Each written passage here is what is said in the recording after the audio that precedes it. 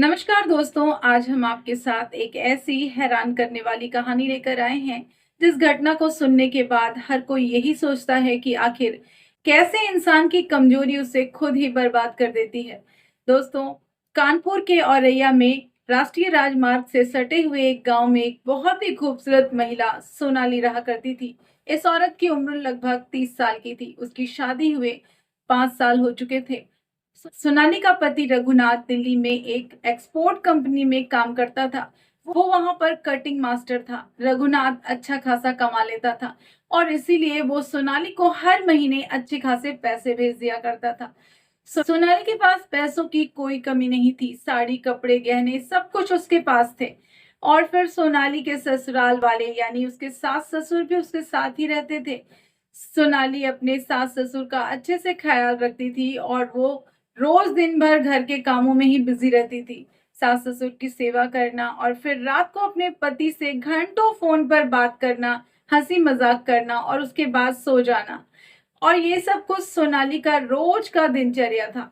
लेकिन उसके बाद भी सोनाली खुश नहीं रहती थी। उसके चेहरे पर एक अलग ही उदासी नजर आती थी। वो मानसिक रूप से एकदम अपने आप को अकेला महसूस करने लगी थी, क्योंकि उसका पति रघुनाथ महीनों बाद कभी कभार ही घर आया करता था और सिर्फ एक दो दिन रहकर चला जाता था। और तब तक सोनाली की जो इच्छाएं थी वो तो पूरी ही नहीं हो पाती थी। और इससे पहले ही उसका पति उसे छोड़कर दिल्ली चला जाता था। सोनाली के पास अपना कोई बच्चा भी नहीं था। उसकी जिंदगी एकदम सुनी पड़ी थी। उसे प्यार और उसे शारीरिक संगत दोनों की कमी महसूस हो रही थी। और ये सारी बातें सोनाली फोन पर अपने पति को बताने की कोशिश भी करती है। उसे समझाने की कोशिश करती है कि उसे उसकी कितनी जरूरत है। लेकिन रघुवीर तो सिर्फ पैसे कमाने के चक्कर में सोनाली की बातों को अनसुना करते जाता है और वो रात भर तड़प तड़प कर रह जाती है। एक दिन सोनाली घर पर बिल्कुल अकेली रहती है। उसके सास और ससुर दोनों ही इलाज के लिए हॉस्पिटल गए होते हैं और तभी उसके घर एक बिजली मीटर रीडिंग करने वाला व्यक्ति आता है जिसका नाम राहुल था। राहुल की उम्र 20 वर्ष थी। राहुल एक पढ़ा लिखा और हैंडसम लड़का था। वो संविदा पर बिजली विभाग में काम कर रहा था। सभी घरों में जाकर मीटर की रीडिंग देखना और फिर बिल निकालना, यही काम था।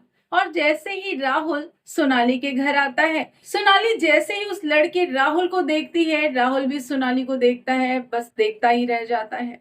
राहुल भी लड़कियों और औरतों का बड़ा शौकीन आदमी था।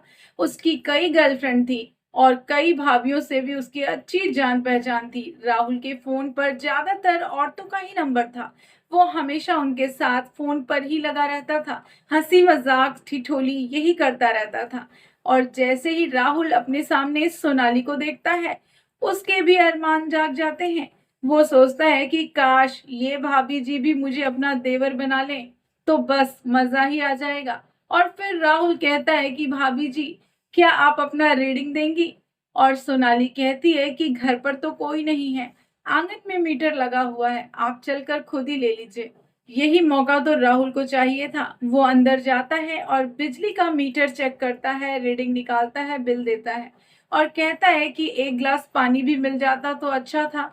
सोनाली पानी पिलाती है और फिर दोनों की थोड़ी बहुत बातचीत शुरू हो जाती है। राहुल पहले से ही औरतों को अपने जाल में फंसाने का माहिर था। वो सोनाली की खूब तारीफ करता है और कहता है कि आज से पहले मैंने आप जैसी खूबसूरत औरत नहीं देखी। सोनाली भी राहुल की बातों में आ जाती है और उसे एक अनजाना नहीं समझती, बल्कि अपनी सारी दिल की बातें उससे बताना शुरू कर देती है और कहती है कि मैं तो बिल्कुल अकेली हूँ। इस सुंदरता का मैं क्या करूंगी जब मेरे पास इस सुंदरता का कोई कदरदान ही नहीं है।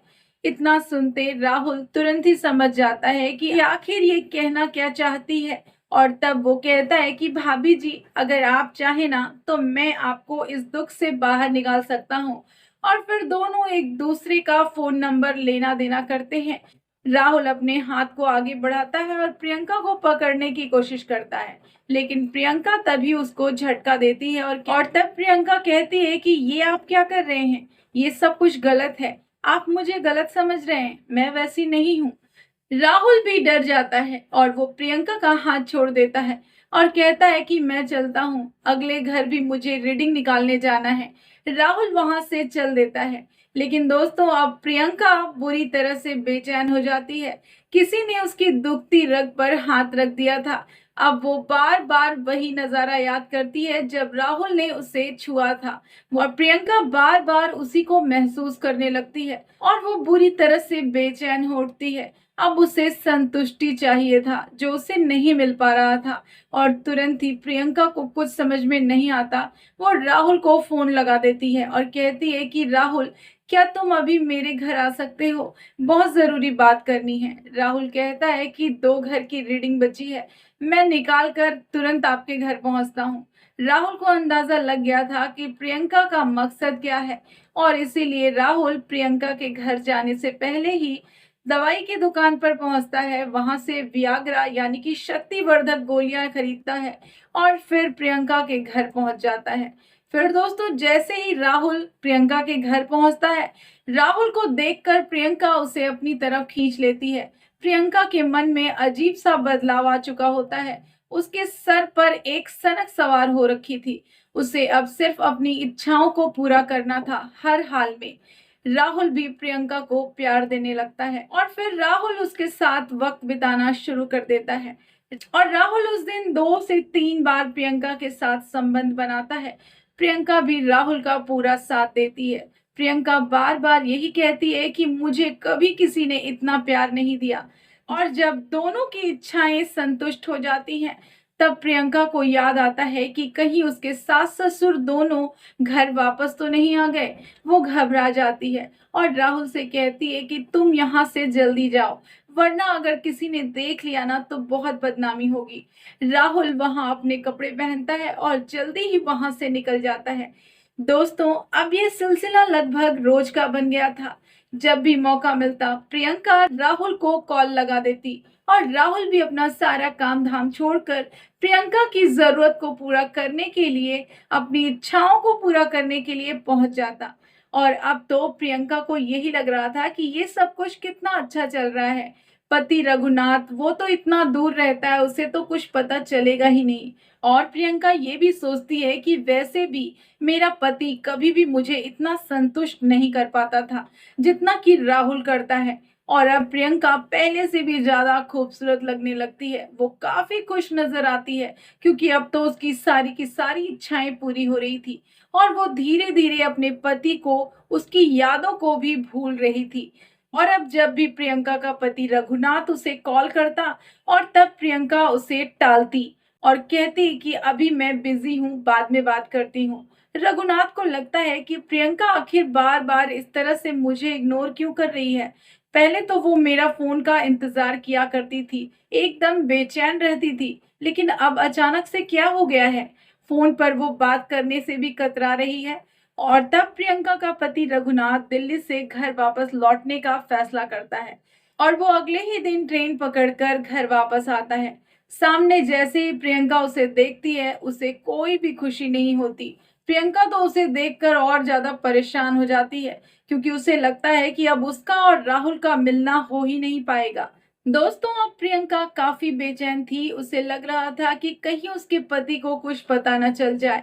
इधर प्रियंका का पति रघुनाथ भी यही महसूस करने लगा था कि प्रियंका में वो पहली वाली बात नहीं है। जिस तरह से वो मुझे देखकर खुश हो जाती थी, मेरा इंतजार करती थी, लेकिन अब वो ठीक से बात तक नहीं कर रही है। दोनों पति पत्नी के रिश्तों के बीच एक ठंडापन आ चुका था। प्रियंका का पति ये जानना चाहता था कि आखिर प्रियंका में इतना ज्यादा बदलाव क्यों आ गया है। क्या प्रियंका की जिंदगी में कोई आ चुका है? प्रियंका के पति को शक हो जाता है और फिर दोस्तों रात हो जाती है। रात को खाना पीना खाकर सब सोने चले जाते हैं। प्रियंका भी रघुनाथ के साथ सोने जाती है।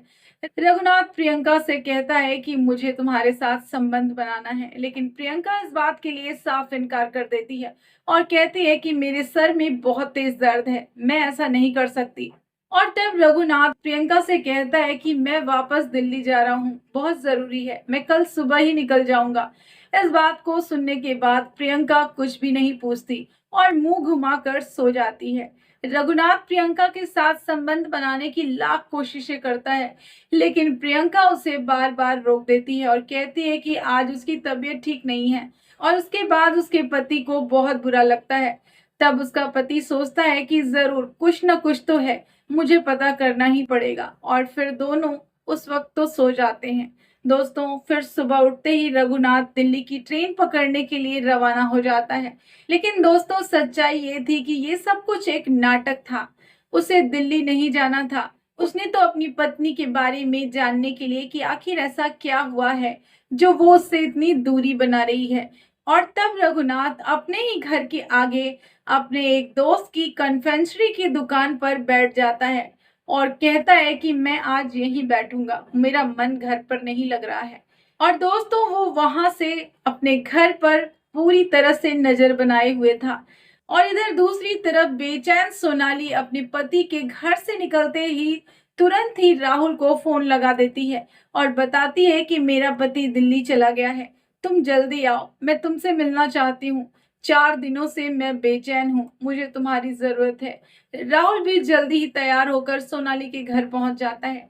सोनाली अपने सास ससुर को आंगन में खाना दे देती है और पीछे के दरवाजे से राहुल को अंदर ले लेती है और अपने सास ससुर से कहती है कि मेरी तबीयत बहुत खराब है, मुझे 1-2 घंटे आराम करना है, मैं अपने कमरे में जा रही हूँ, मैं खुद ही उठ जाऊंगी, मुझे आप लोग मत जगाइएगा। और चुपचाप राहुल आ जाता है पिछले दरवाजे से। सोनाली उसे अपने कमरे में लेकर चली जाती है और दरवाजा अंदर से बंद कर लेती है। वही रघुनाथ, उसका पति, जिसने अपने घर के बाहर नजर बनाए रखा था, उसने राहुल को अपने घर जाते हुए देख लिया था। वो अच्छे से समझ चुका था कि उसके पीछे कौन सा खेल चल रहा था। और रघुनाथ गुस्से में हो जाता है और उसी दोस्त के दुकान से एक सरिया उठाता है और अपने घर की तरफ गुस्से में चल देता है। और जैसे ही वो दरवाजे पर आता है, रघुनाथ को जब उसके माता पिता दरवाजे पर देखते हैं तो कहते हैं कि क्या हुआ बेटा, क्या तुम्हारी ट्रेन छूट गई है? लेकिन रघुनाथ कोई भी जवाब नहीं देता। वो सीधे अपनी आंखें लाल किए हुए अंदर कमरे तक पहुंच जाता है, जोर जोर से दरवाजा पीटता है और दरवाजा तोड़ देता है। और अंदर का जो नजारा होता है ना, वो देखकर हैरान रह जाता है। उसकी पत्नी और वो लड़का राहुल दोनों बिना कपड़े के एकदम आपत्तिजनक स्थिति में दिखते हैं। और तब रघुनाथ अपने आप को रोक नहीं पाता, उस पर तो खून सवार हो जाता है और उस लोहे के सरिये से वो राहुल के ऊपर वार करता है। लेकिन राहुल उसे धक्का देने में कामयाब हो जाता है। रघुनाथ पीछे की तरफ गिर जाता है, लेकिन रघुनाथ के सिर पर तो खून सवार था। उसने दोबारा राहुल पर फिर से वार किया और उसकी कमर तोड़ डाली। राहुल वहीं गिर जाता है और ये सब कुछ देखकर प्रियंका बुरी तरह से घबरा जाती है। वो अपने आप को बचाने की कोशिश करती है और चीखती है, चिल्लाती है, गिड़गिड़ाती है और कहती है कि मुझसे गलती हो गई, प्लीज मुझे माफ कर दीजिए। लेकिन रघुनाथ को तो आज कुछ भी समझ में नहीं आ रहा था। वो सब कुछ भुला चुका था, उसके सिर पर बस खून सवार था और इसीलिए उसने उस लोहे के सरिये से अपनी पत्नी प्रियंका पर वार किया। प्रियंका तो एक बार में ही ढेर हो गई और वहीं उसने दम तोड़ दिया। दोस्तों, ये कहानी का अंत तो बहुत ही दुखद था। राहुल को हॉस्पिटल ले जाया गया, लेकिन राहुल ने भी वहां दम तोड़ दिया। इधर रघुनाथ अपने आप को पुलिस के हवाले करता है और सब कुछ कबूल कर लेता है। दोस्तों, अब तो अदालत ही तय करेगी कि रघुनाथ को क्या सजा मिलनी चाहिए। लेकिन दोस्तों, किसी एक को दोषी ठहराना यहाँ ठीक नहीं होगा। जुर्म तो यहाँ सभी ने किया है। प्रियंका ने अपने पति को धोखा दिया है, राहुल ने नाजायज संबंध बनाए हैं और रघुवीर ने हत्या जैसे जघन्य अपराध किए हैं। दोस्तों, इस घटना को आप तक लाने का मकसद सिर्फ इतना है कि हर रिश्ते में आदमी को सतर्क रहना चाहिए और अपने आप पर काबू रखना चाहिए।